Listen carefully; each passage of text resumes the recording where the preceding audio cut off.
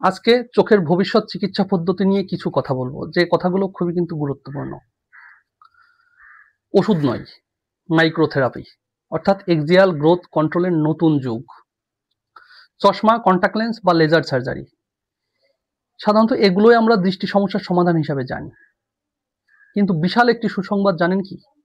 ভবিষ্যতে হয়তো এমন এক সময় আসবে যখন একটা ক্ষুদ্র ড্রপ বা জেলি চোখের বৃদ্ধি নিয়ন্ত্রণ করে দেবে। শুনতে অবিশ্বাস্য লাগছে, তাই না? কিন্তু এখনকার মলিকুলার অপথ্যালমোলজি এবং ন্যানোমেডিসিন রিসার্চ বলছে চোখের ভেতরের এক্সিয়াল গ্রোথ, মানে চোখ লম্বা হয়ে যাওয়া, সেটি নিয়ন্ত্রণ করা সম্ভব বিশেষ ধরনের মলিকুলার থেরাপি দিয়েই। চলুন বুঝে নিই চোখ বড় হলে সমস্যা কি। চোখ লম্বা হয়ে যাওয়া মানেই এক্সিয়াল গ্রোথ বা এক্সিয়াল লেন্থ বেড়ে যাওয়া, আর এটাই মায়োপিয়ার মূল কারণ।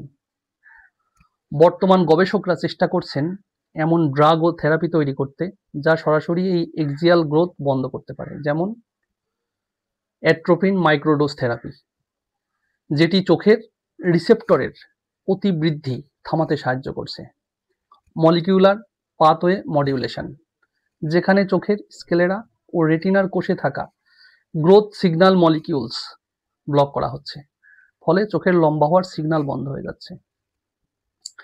ন্যানো ড্রাগ ডেলিভারি সিস্টেম, চোখে দেওয়া এক ক্ষুদ্র জেল বা ন্যানো পার্টিকেল ধীরে ধীরে চোখের ভেতরে ওষুধ চারিপাশে ছড়িয়ে দিচ্ছে, ঠিক যেভাবে মাটিতে জল দিলে গাছ ধীরে ধীরে পুষ্টি নেয়।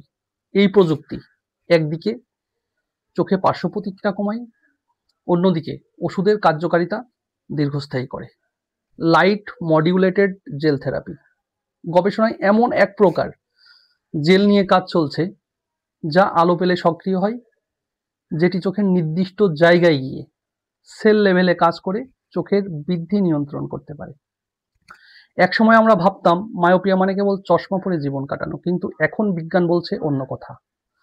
চোখের ভেতরের কোষ সিগন্যাল আর বৃদ্ধির প্রক্রিয়াকেই ওষুধের মাধ্যমে রিপ্রোগ্রাম করা সম্ভব। এটাই ভবিষ্যতের চোখের চিকিৎসা হিসাবে চোখের বৃদ্ধি থামাবে, দৃষ্টি ফিরবে কোষের ভেতর থেকেই। এটা শুধু থেরাপি নয়, এটা হলো ভীষণ রিগ্রেশন ইরা। তাই বলা যেতেই পারে চোখের চিকিৎসা এখন কোষের ভেতর অণুর স্তরে। ভবিষ্যতে হয়তো এক ফোঁটা জেলই হবে চোখের ভবিষ্যতের প্রতিরক্ষা।